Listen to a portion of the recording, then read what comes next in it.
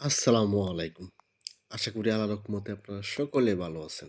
খুবই গুরুত্বপূর্ণ একটা ভিডিও করতেছি পুরুষ ভাইদের জন্য। যারা দুর্বল অনুভব করেন, যেসব মহিলারা দুর্বল অনুভব করেন, শরীর শক্তিটা কমে গেছে। যে কোনো কারণে শরীর শক্তি কমে যেতে পারে। শরীর শক্তি কিভাবে বাড়াবেন বা আগের মতো শক্তি পান না, শক্তিটা বাড়াতে চান। তাদের জন্য এই ভিডিওটা। এটা হলো কেউ বলে বোট, কেউ বলে ছোলা।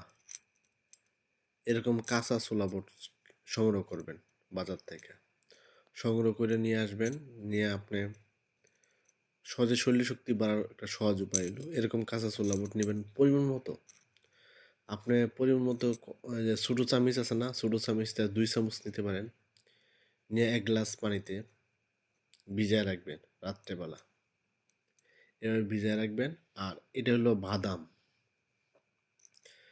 এটা আমরা যে বাদাম খাই চীনা বাদাম।